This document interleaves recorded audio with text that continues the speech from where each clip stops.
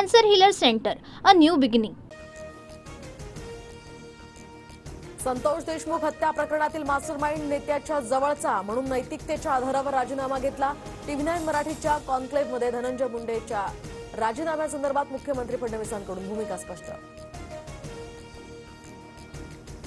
देशमुख हत्या प्रकरणात धनंजय मुंडेंविरोधात कुठलाही पुरावा आल्यास कारवाई करा असं तपास यंत्रणांना सांगितलं होतं, पण CIDला तसा कुठलाही पुरावा सापडला नाही। मुख्यमंत्री देवेंद्र फडणवीसांची माहिती। अबू आझमी औरंगजेबावर जाणून बुजून बोलले, आम्ही त्यांचा लोकशाही मार्गाने इलाज केलाय। अबू आझमींना निलंबित केल्यानंतर मुख्यमंत्री फडणवीसांची प्रतिक्रिया, तर कारवाई विरोधात कोर्टात जाणार अबू आझमींची प्रतिक्रिया। विकास आघाडीच्या सर्व आमदारांची आज बैठक। शरद पवार, ठाकरे यासह वडेट्टीवारांच्या उपस्थितीत बैठक होणार। यशवंतराव चव्हाण सेंटर या ठिकाणी बैठकीचं आयोजन।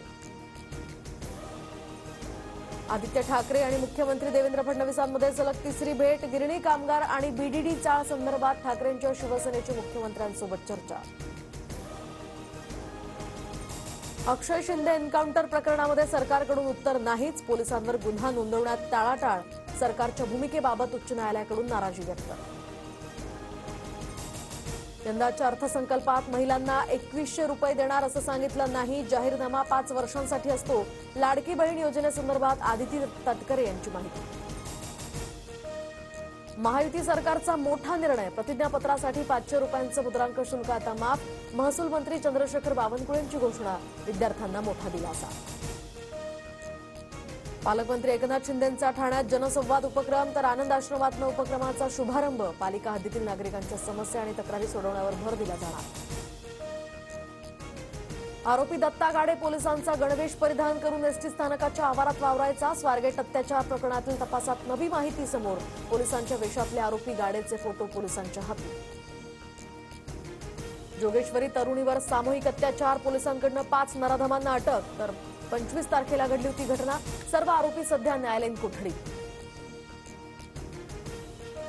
मुंबई शहर आणि उपनगरात कोणत्याही कारणास्तव आता रस्ते खोदकामास मनाई। मनपा आयुक्त भूषण गगराणी यांचे निर्देश, तर काँक्रिटीकरणासाठी नव्याने रस्ते खोदकाम न करण्याच्या सूचना।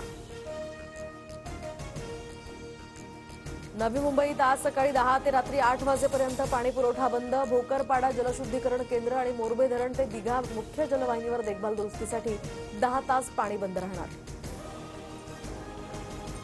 मुंबईकरांचा पाणीसाठा मार्चमध्ये 47%वर। शिवडी आणि काळाचौकी परिसरात अघोषित पाणी कपात सुरू असल्याचा रहिवाशांचा आरोप, तर उन्हाळ्यात पाणीसाठ्यामध्ये आणखी घट होण्याची शक्यता।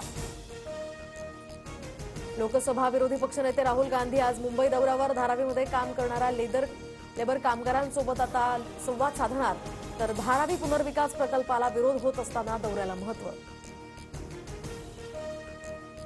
चॅम्पियन्स ट्रॉफीच्या फायनलमध्ये भारतासमोर आता न्यूझीलंडचं आव्हान। सेमीफायनलमध्ये न्यूझीलंडकडून दक्षिण आफ्रिकेचा 50 धावांनी पराभव। 9 मार्चला दुबईमध्ये चॅम्पियन्स ट्रॉफीचा अंतिम सामना रंगणार। Cancer Healer Center, a new beginning.